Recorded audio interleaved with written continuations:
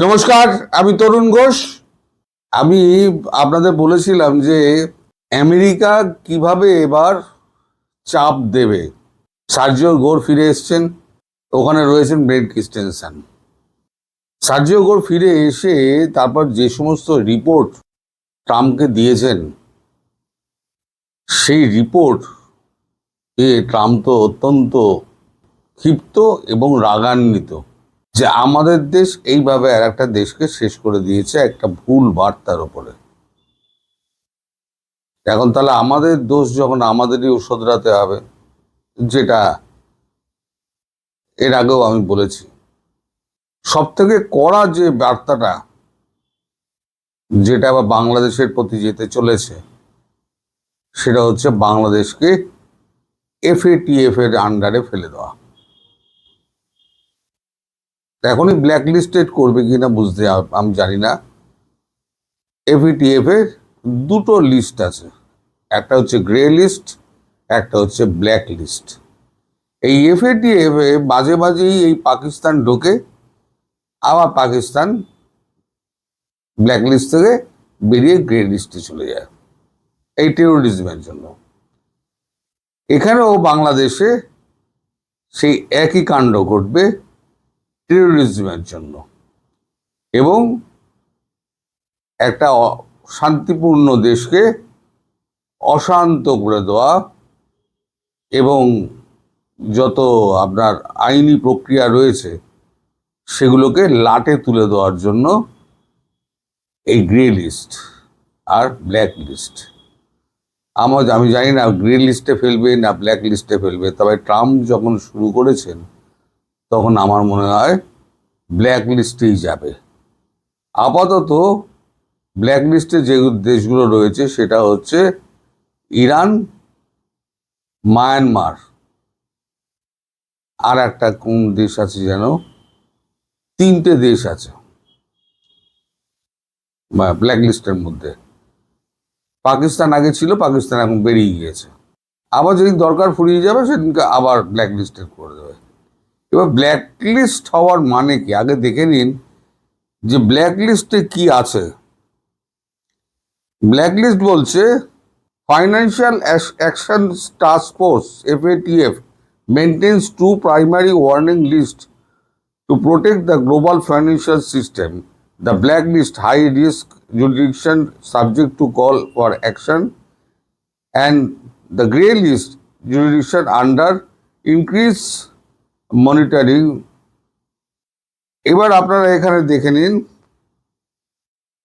যদি আপনাদের কৌতূহল থাকে আপনারা এটাকে পজ করে আপনারা বড় করে দেখে নিতে পারেন। সেটা হচ্ছে গ্রে লিস্টে কি কি শর্ত আছে এবং ব্ল্যাক লিস্টে কি কি শর্ত আছে। আমি মর্মার্থ আপনাদের বলে দিচ্ছি। ব্ল্যাক লিস্ট যদি হয়ে যায়, ব্ল্যাক লিস্টেড কান্ট্রি হিসেবে বাংলাদেশ যদি পড়ে যায়, তাহলে ডলারে কোনো কাজই করতে পারবে না।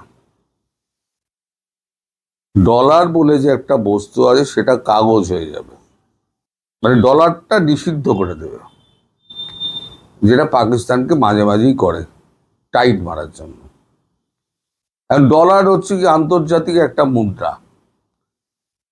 আপনার কাছে 20 বিলিয়ন 40 বিলিয়ন 600 বিলিয়ন ডলার আছে, কিন্তু ডলারটাকে আমেরিকা বাতিল করে দিল, তার কারেন্সি সে বাতিল করে দিল, এই দেশের জন্য বাতিল। সুইফট ক্লোজ করে দিল। সুইফটে বিভিন্ন অ্যাকাউন্ট বিভিন্ন দেশের রয়েছে, বাংলাদেশের যে জানলাটা আছে, উইন্ডো আছে, উইন্ডোটাকে ব্লক করে দিল। তাহলে আপনাদের কি অবস্থা হবে? এইটার কিন্তু একটা আভাস সার্জিও গোর তারেক রহমানকে দিয়ে এসেছিলেন, একটা লম্বা কাগজের লিস্ট দিয়েছিলেন। সেখানে উনি যেটা উল্লেখ করেছেন আজকে আমি জানতে পারলাম, গত পরশু দিনের যে বৈঠকটা ছিল, যে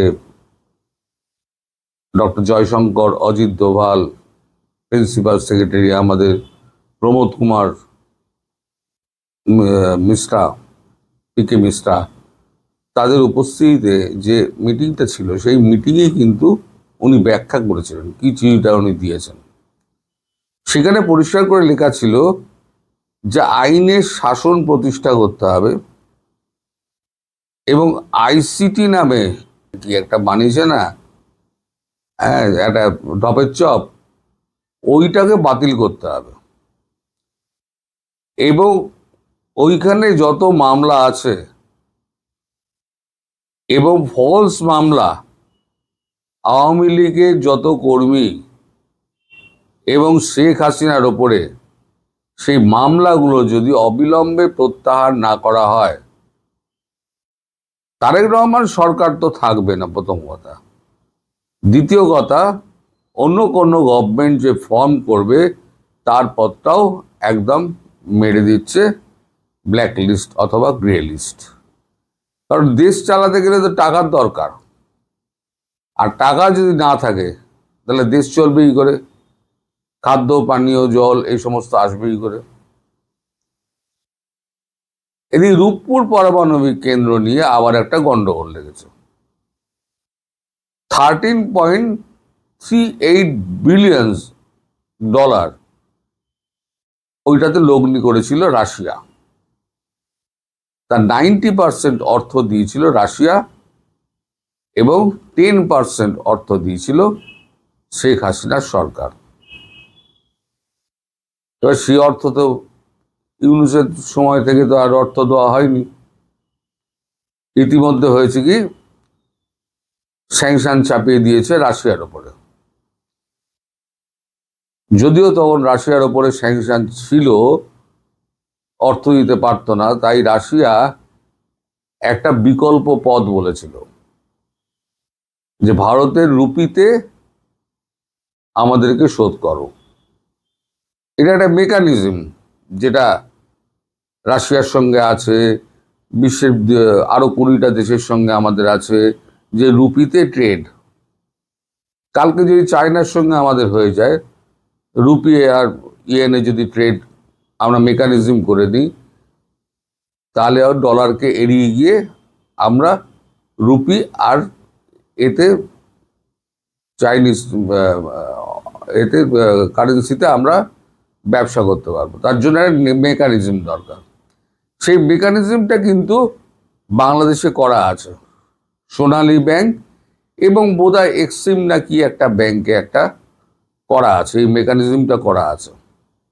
রাশিয়া বলেছে এই মেকানিজমের আন্ডারে আপনারা ভারত থেকে আপনারা রুপি কিনুন, রুপি কিনে আমাকে রুপিকে ট্রান্সফার করুন। আপনি যদি ডলারে না দিতে পারেন, কারণ দেখাচ্ছে ডলার আমি দিতে পারছি না, তা ডলার যদি না দিতে পারো তাহলে বিকল্প পথ কি? বিকল্প পথ আমি তোমায় বলে দিচ্ছি, তোমার ওখানে মেকানিজম করা আছে। শেখ হাসিনার সময় এটা হয়েছিল যে ডলার যদি সংকট হয় তাহলে রুপিতে ব্যবসা হবে এবং টাকা, রুপি আর টাকা এইটাতে ব্যবসা হবে। রুপি দিয়ে টাকা দিয়ে রুপি নিলেন,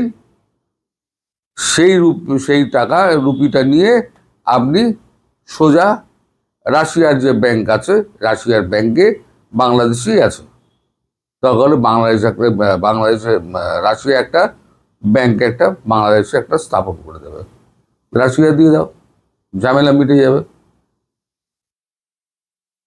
তুমি যখন থার্ড কান্ট্রি থেকে নিচ্ছ, তারপরে তোমার মেকানিজম আছে, তাহলে রাশিয়ার মেকানিজমটা করতে হয়। রাশিয়া তাহলে ওখানে একটা ব্যাংক করে নেবে, যেখানে রুপিটা ওদের কারেন্সিতে ট্রান্সফার হয়ে যাবে। এখন এইটা নিয়ে টালবাহানা তারেক রহমান সরকার করছে, কিন্তু কোনো উচ্চ বাচ্চা আপনাদের কাগজে কিন্তু নেই। পায়রা রূপপুর কেন্দ্র যে কোনো দিন কিন্তু বন্ধ হয়ে যেতে পারে, যেভাবে যাচ্ছে, মানে আপনাদের সরকার যেভাবে চলছে, টাকা দেবে না, আর ভারতের থেকে তো রুপি কিনবেই না, কারণ ভারত হলো গিয়ে প্রধানতম শত্রু। শত্রুবোধ থেকে তারা রুপি টুপি নেবে না।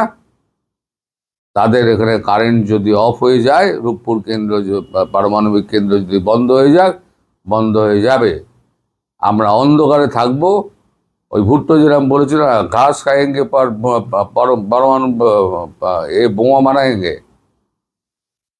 আর আমরা ঘাস খেয়ে থাকবো, আমরা কেরোসিন জেলে থাকবো, আমাদের ইন্ডাস্ট্রির দরকার নেই, আমরা এভাবেই চালিয়ে যাব।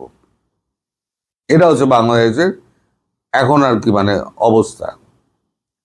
তো দুটো প্যাচে বাংলাদেশ পড়েছে। এক হচ্ছে রাশিয়া ঠিক এই সময় চেয়ে পাঠিয়েছে আপনার টাকাটা, যদি টাকা না দাও তার রূপপুর পারমাণবিক কেন্দ্র বিদ্যুৎ উৎপাদন বন্ধ, তার মানে বিদ্যুৎ ব্যবস্থায় একটা ব্যাপক ধস।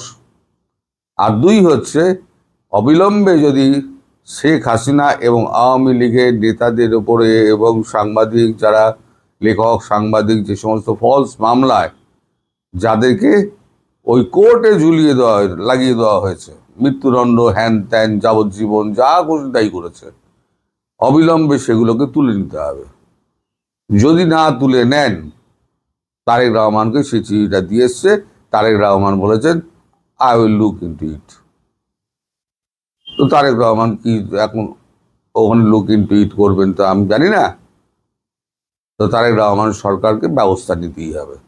আর যদি না নেন তাহলে পরে বিশ্বজুড়ে ডলারের যে আপনার রমরমা ব্যবসা, সেই ব্যবসায় আপনি আর অংশগ্রহণ করতে পারবেন না।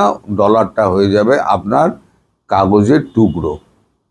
সুতরাং ভেবে নিন আপনারা কি করবেন। আমি বলেছিলাম যে এই অবস্থা থেকে বাঁচতে গেলে জয় শ্রীরাম বলে একদম মোদিজির পায়ে ড্রাইভ দিয়ে দিন, তাহলে তিনিই বাঁচাতে পারেন, তিনিই এখনো বাঁচাতে পারেন, একমাত্র তিনি। আর না হলে পরে আপনারা প্রথম তো তারেক রহমানের গদি গোলটাবে, দ্বিতীয় হচ্ছে গদি গোলটারে কোনো সরকার স্থাপন হবে না, তৃতীয় হচ্ছে শেখ হাসিনা তাল ঠুকতে ঠুকতে তখন ঢুকে যাবেন। তার উপরে কোনো সরকারই যদি পড়ে যায় তাহলে কোথায় মামলা কোথায় কি, একে বলে চাপের নাম বাবাজি। আপনারা সবাই ভালো থাকবেন, সুস্থ থাকবেন এবং সাবধানে থাকবেন।